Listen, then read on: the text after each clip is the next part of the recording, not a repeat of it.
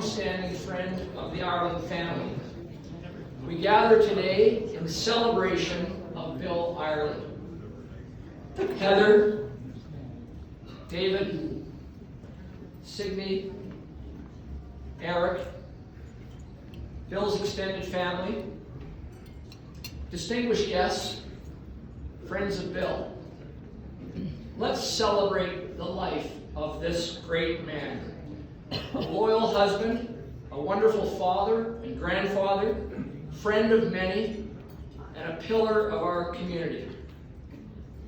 The shock from the early hours of last Tuesday morning, well, for many of us, it was like the North Star just went out. Such was the radiance of the twinkle in Bill's unforgettable eyes.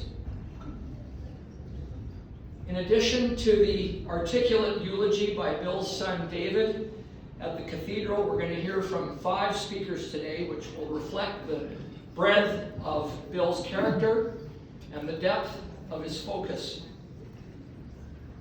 Like me, Bill was a Winnipeg boy. He was raised on prairie values and fresh air. My family has a picture from the 1930s with 2 infants and an outdoor splash pool. One of the youngsters is my mother, the other is Bill.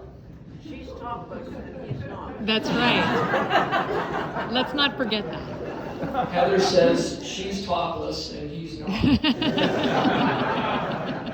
I left that out. Bill earned 2 degrees from the University of Manitoba, including his law degree. He was a leader, a public speaker with few equals. He was his class president and valedictorian. My father remembers being up to mischief on most Saturday nights in Winnipeg, and yet on Sundays, Bill would be at the lectern at St. George's Anglican Church giving the sermon. Let's just agree that Bill was good at his feet. Bill was a master mariner. As David has described, his first boat was a gorgeous Woody named Disco Volante, Italian for flying saucer, which plied the waters of Lake of the Woods. But of all Bill's achievements in Manitoba, the greatest was this. He met and married his wife Heather, with whom Bill would fashion a full and equal partnership that was recently entering its 7th decade. By his mid-30s, Bill was seeking new horizons.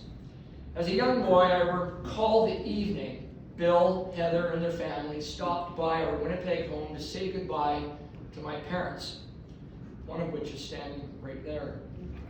They pulled their roots out of the prairie sod, loaded their beloved boat, and headed west. The Irelands drove their boat over the Rocky Mountains to life in West Vancouver, and as they towed up the hill to their new home, there across the street was a 7-year-old girl sitting on her front steps. The Irelands were the first boat people she'd ever seen. By the time I visited from Winnipeg 2 years later, I figured it out. Bill was a man with a plan, a master plan. He traded the view of his neighbor's eaves trough in Winnipeg to the North Shore, where the family home enjoyed an expansive view of downtown and the primary industries of British Columbia, in which Bill would build a 58-year law career in forestry, transportation, at the port, and in real estate. Secondly, Bill traded in his Manitoba car for a sparkling Mercedes coupe, and soon after the fleet was complete with a Citroën Maserati SM, the finest car possible to transport Bill into his downtown world. Bill loved his cars. And Bill traded the fresh waters of Lake of the Woods for an ocean paradise, of West Coast islands, preserves, and inlets, sufficient to keep Bill at sea for 52 summers. Soon, a bigger boat was sourced, aptly called the Costalata. Bill found the pretentious name of the previous owner not to his character, and the boat was renamed Serena. But the prairie boy mastered the local climate and customs, and soon he was appointed the Commodore of his yacht club, a QC, chair of the dance center, chair of the board of the BC Cancer Agency, among other important roles in service of our community. Time passed, and the young 7-year-old neighbor across the street, Catherine, grew, and when she and her sister would slip by on their 10-speeds, all sleeked up in their Lycra, Bill found himself spending a little more time in the kitchen. 10 years on, Bill's life on the West Coast was a shining example for my own move from Winnipeg to Vancouver. And soon after relocating, Bill noticed me cycling with the girl across the street. Like Bill, I chose well, and last May, I celebrated my 32nd wedding anniversary with that neighbor, Catherine. Okay.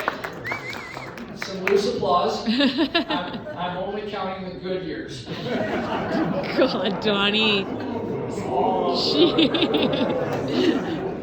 Bill gave an eloquent toast to the bride and groom at our wedding, and wordsmithed as only Bill could that he had borne witness to a conjunction of cosmic proportions. Throughout his long life, Bill was an outstanding and respected professional and a fine and generous person. His compass was fixed on a trinity of simple values: impeccable integrity, unwavering faith, and steadfast philanthropy. Bill was firmly grounded in his beliefs and of his values. He was relentlessly curious and an ardent student of Canada's role in the 2 world wars. He had a passion for history, especially military history. One Sunday evening, Bill appeared on our front steps for dinner wearing full military dress. This was his uniform as the honorary colonel of the BC Regiment.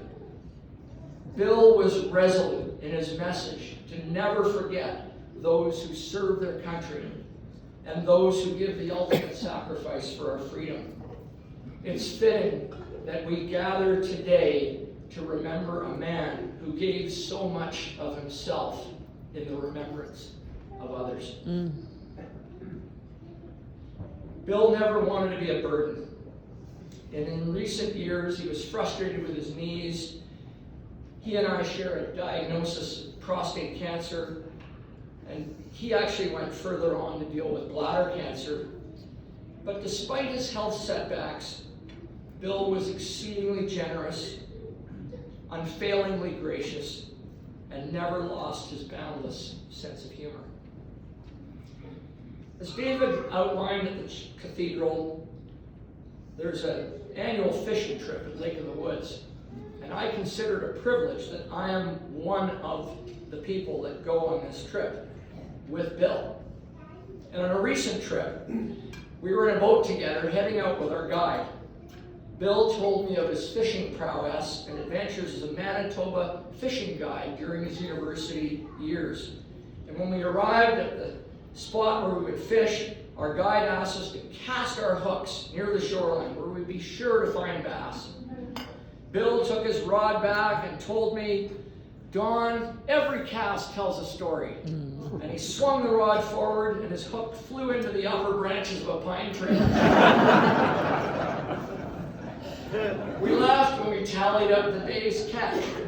The great Manitoba fishing guide told the group he had caught 4 pickerel, 3 bass, and 1 coniferous tree. All those whose lives he touched are going to miss Bill very much. And so will I.